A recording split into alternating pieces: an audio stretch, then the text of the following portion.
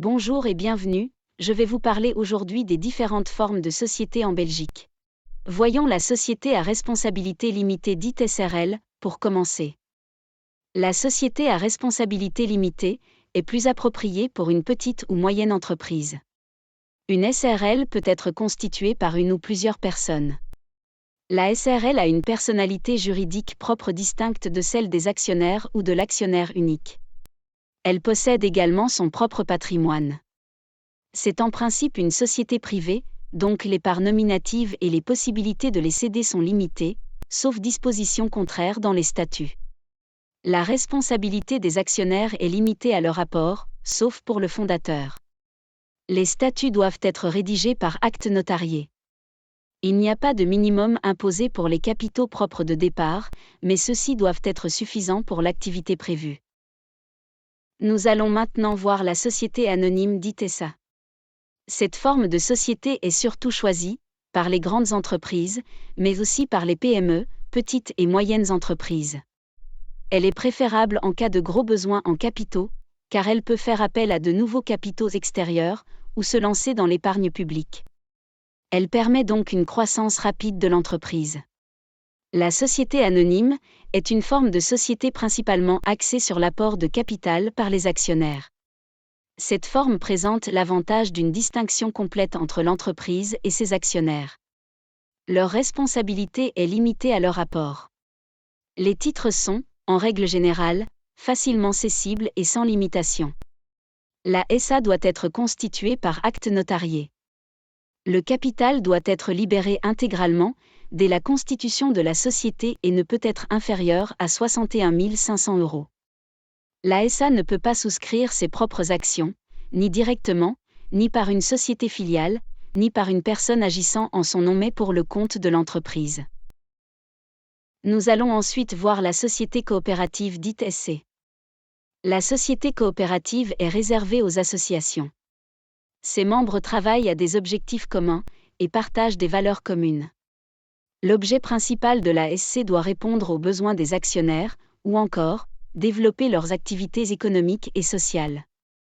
La société est une personne morale donc, responsabilité limitée des membres. Pour constituer la SC, il faut au minimum 3 fondateurs aussi appelés coopérants. Les coopérants peuvent entrer et sortir librement sans trop de formalités, sauf indication contraire dans les statuts. Les actions peuvent être cédées librement entre coopérants. Les coopérants ne sont responsables qu'à hauteur du montant de leur apport. Les règles de base sont identiques à la SRL, à quelques exceptions près, exemple, actions nominatives, obligations, etc. Possibilité de SC reconnue ou de reconnaissance en tant qu'entreprise sociale. Il n'y a pas de capital de départ dans la SC.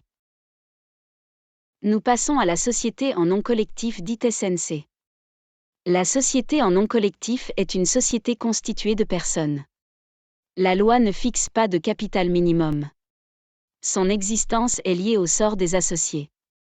S'il n'y a pas d'associés, il n'y a pas de société. La SNC demande peu de formalités.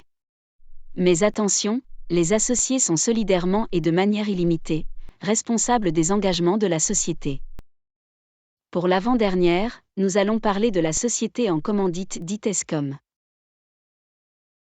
La société en commandite réunit des associés commandités et des associés commanditaires. Les associés commandités s'occupent de la gestion, tandis que les associés commanditaires sont les bailleurs de fonds, mais ils ne peuvent pas s'investir dans la gestion de la société. La loi ne fixe pas de capital de départ minimum.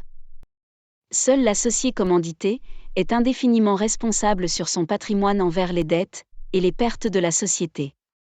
L'associé commanditaire ne répondra des dettes de l'entreprise qu'à hauteur de son apport personnel. Sauf s'il s'est impliqué dans la gestion de la société.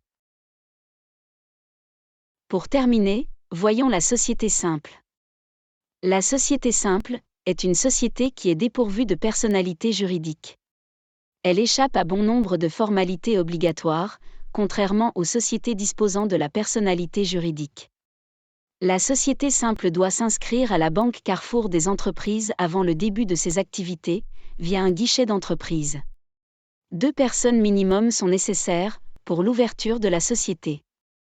Les associés devront se mettre d'accord oralement ou par écrit, afin de mettre leurs apports en commun, en vue de partager le bénéfice patrimonial direct ou indirect qui pourrait en résulter.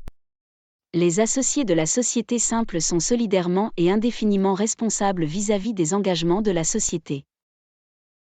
Merci pour votre attention, excellente journée à vous et à bientôt pour d'autres vidéos.